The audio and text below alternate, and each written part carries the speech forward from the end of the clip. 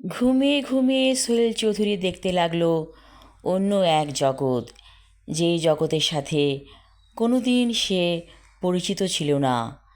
সুন্দর একটা সবুজ ঘাসে ঘেরা জায়গা, সেখানে অনেক মানুষ আছে, তাদের পরনে সাদা কাপড়। সোহেল চৌধুরী ওদের কাছে গেল, বলল, তোমরা কোথায় থাকো, কোথা থেকে এসেছো? কেউ কোনো কথা বলে না। সোহেল চৌধুরী একে একে সবাইকে প্রশ্ন করে, তারা প্রশ্নের উত্তর দেয় না।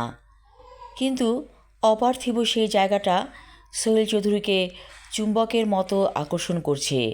সে প্রবলভাবে খুঁজছে নেলিকে, অর্থাৎ তার স্ত্রীকে। না, নেলি কোথাও নেই। যে নেলি ওকে প্রত্যেক দিন যন্ত্রণা দিত, সে নেলিকে কেন খুঁজছে সোহেল চৌধুরী? তাহলে কি তার অবচেতন মন নেলিকে খুব ভালোবাসে? হয়তো তাই, নইলে কোনো কিছু ভালো লাগছে না কেন? এত সুন্দর জায়গা, এত সুন্দর পরিবেশ, তারপরও বুকের ভেতর একটা হাহাকার। সোহেল চৌধুরী চিৎকার করে বলল, নেলি তুমি কোথায়? কোনো উত্তর নেই।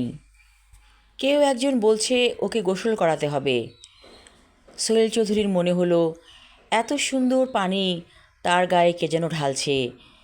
মনে হচ্ছে পানির রং যেন নীল রঙের। সোহেল চৌধুরী তাকিয়ে তাকিয়ে দেখছে সেই নীল রঙের পানি। চিৎকার করে বলছে, এ পানি তোমরা কোথায় পেয়েছো? এরকম রঙের পানি আমি তো কোথাও দেখিনি। কেউ একজন বলছে, ওকে উপুর করে দাও। আরেকজন বলছে, উপুর করলে হবে না, এক পাশে কাত করো। কথাগুলো শুনছে সোহেল চৌধুরী, কিন্তু সে যখন কথা বলছে কেউ যেন শুনছে না। এ আবার কেমন কথা? এমন হবে কেন? আর ও যেখানে শুয়েছিল সেখানে একটি মেয়ে ছিল তার পাশে। সেই মেয়েটি কোথায়?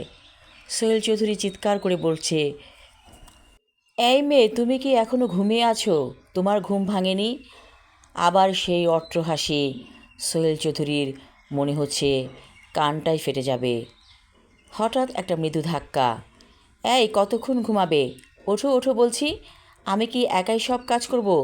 তোমার কাজ করতে ইচ্ছে না করলে না করবে, কিন্তু সময় মতো তো নাস্তা খাবে। সোহেল চৌধুরী চোখ খুলে দেখল তার চিরপরিচিত রুমে সে শুয়ে আছে। তার স্ত্রী নেলি হাসছে ওর দিকে তাকিয়ে। কি ব্যাপার, আমি কি ঘুমিয়েছিলাম? নেলি বলল, তাহলে কি করছিলে? ঘুমের ট্যাবলেট খেয়ে শুয়েছো, আবার বলছো আমি কি ঘুমিয়েছিলাম? দুটো ট্যাবলেট খাওয়ার দরকার কী ছিল? একটা খেলেই তো হতো। সোহেল চৌধুরীর হৃদয় মন ভরে গেল। তাহলে সে বেঁচে আছে। একবার মনে হয়েছিল সে হয়তো মৃত্যুপুরীতে চলে গিয়েছে, নাকি সে গিয়েছিল? না হলে কাদেরকে দেখেছিল সোহেল চৌধুরী ঘুম ঘোরে? টেবিলে এসে দেখল অনেক রকম নাস্তা তৈরি করেছে নেলি। সোহেল চৌধুরী বলল, কি ব্যাপার, আজকে এত নাস্তা যে? নেলি হাসছে। এরকম হাসি তো বিয়ের পর সে হাসতো, এখন তো রীতিমতো কাঠখোট্টা হয়ে গেছে। নেলি বলল, ভেবে দেখো তো আজকে কোন দিন? সোহেল চৌধুরী কিছুতেই মনে করতে পারছে না। হঠাৎ তার মনে পড়ে গেল আজ ওদের বিবাহ বার্ষিকী। দেখতে দেখতে 17টা বছর পেরিয়ে গিয়েছে। কবে, কেমন করে, কিছুই বুঝতে পারেনি। নেলি বলল, আমি তো খুব বদরাগী মহিলা, তাই না? সবসময় তোমার সাথে দুর্ব্যবহার করি। আমাকে তো তোমার পছন্দ না।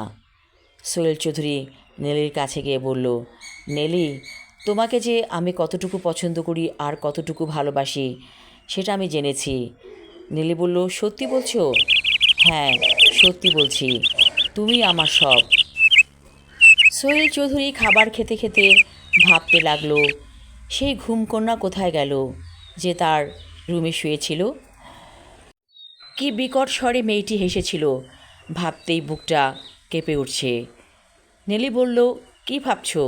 খাবার খাও, বললে না তো কেমন হয়েছে রান্না। সোহেল চৌধুরী বলল, অনেক অনেক মজার খেতে হয়েছে। নেলি বলল, আমরা বিকেলে একটা জায়গায় ঘুরতে যাব।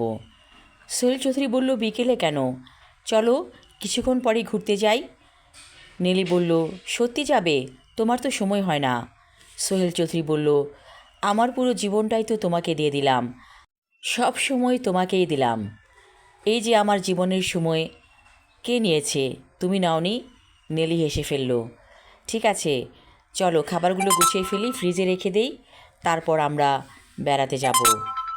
সোহেল চৌধুরী মনে হলো সে যেন মৃত্যুর দুয়ার থেকে ফিরে এসেছে এবং নতুন জীবন পেয়েছে।